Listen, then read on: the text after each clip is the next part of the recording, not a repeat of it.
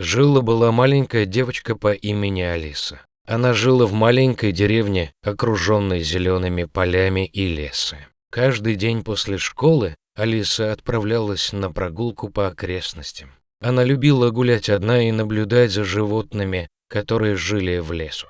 Однажды, во время своей прогулки, Алиса услышала тихое писклявое звучание. Она последовала за звуком вглубь леса и обнаружила маленького волчонка, запутавшегося. Волчонок был маленьким и напуганным, и его маленькие глазки блестели от страха. Алиса подошла к волчонку медленно и осторожно, чтобы не испугать его еще больше. Она сняла свою кофту и осторожно обмотала ей волчонка, чтобы помочь ему освободиться от кустов. Волчонок был благодарен и лизнул Алису по щеке. Алиса решила, что не может оставить волчонка одного. Она подняла его на руки и решила найти ему новый дом. Маленький волчонок был таким слабым и худым, что Алиса поняла, что он нуждается в заботе и питании. Алиса взяла волчонка домой и назвала его Блэк. Она покормила его молоком и начала ухаживать за ним, как за своим настоящим другом. Каждый день они гуляли вместе, и Блэк становился все сильнее и здоровее.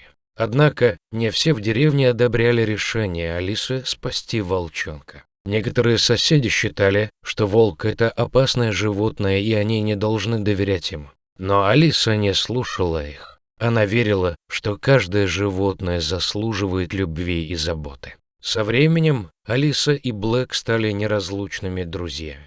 Они проводили много времени вместе, играя и рассказывая друг другу истории. Блэк понимал каждое слово, которое говорила Алиса, и отвечал на своем волчьем языке. Он был самым верным и преданным другом, которого могла пожелать Алиса. Однажды, когда Алиса и Блэк гуляли по лесу, они услышали крики о помощи. Они последовали за звуками и обнаружили, что ловушка была установлена для волков. Волчонок, который попался в ловушку, был старше и крупнее Блэка. Алиса была решительна. Она знала, что ей нужно помочь волку. Она освободила его из ловушки и оказала первую помощь, чтобы остановить кровотечение. Волк благодарно смотрел на Алису и убегал в лес. Этот случай стал поворотным моментом в жизни Алисы.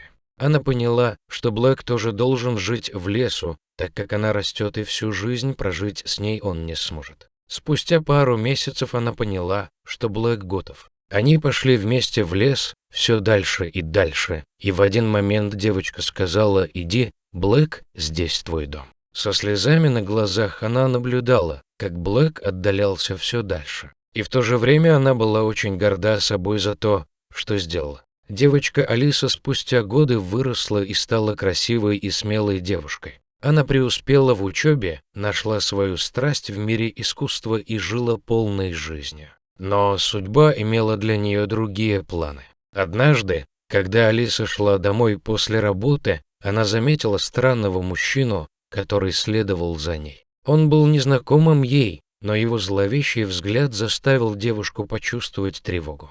Она ускорила шаг, пытаясь избавиться от него, но мужчина не сдавался. Наконец, он бросился на Алису, закрыв ей рот, чтобы она не кричала. Алиса припала к земле, ощущая страх, который захватывал ее все больше и больше. Мужчина вытащил кляп и привязал ей руки и ноги. Он улыбнулся и сказал: «Теперь ты мой». Алиса пыталась сопротивляться, но мужчина был сильным и беспощадным. Он отвез ее в свою уединенную хижину в лесу и запер в подвале. Алиса была погружена в темноту и одиночество. Она понимала, что ее жизнь изменилась навсегда. Дни превратились в недели, а недели в месяцы. Алиса вяла от безысходности, но ее жизнь внезапно изменилась с появлением странного волка. Волк был диким и грозным, но он нес в себе доброту и мудрость. И тут она поняла, это Блэк. За секунду она вспомнила всю их историю,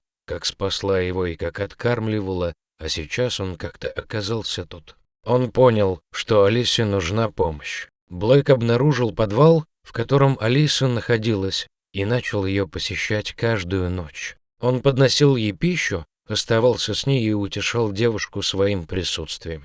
Алиса начала надеяться и верить в то, что спасение возможно. Однажды, когда мужчина пошел на охоту, Блэк решил действовать. Он освободил Алису от веревок и помог ей выбраться из подвала. Девушка была слабой и истощенной, но она, несмотря на это, смогла дойти до ближайшей деревни. Блэк проводил ее до края леса и показал дорогу домой. Он взглянул на Алису с теплотой в глазах и ушел обратно в лес, исчезнув в его темных глубинах. Алиса вернулась в свою привычную жизнь, но она никогда не забыла о волке, которого она спасла и который отплатил ей за добро тем же. Она решила, что будет помогать другим, как помог ей Блэк. Она стала работать с детьми, которые были похищены и пропавших без вести, помогая им восстановиться и возвращаться к нормальной жизни. Иногда Алиса смотрела в лес и вспоминала Блэка. Она надеялась, что он был счастлив и нашел свое место в мире.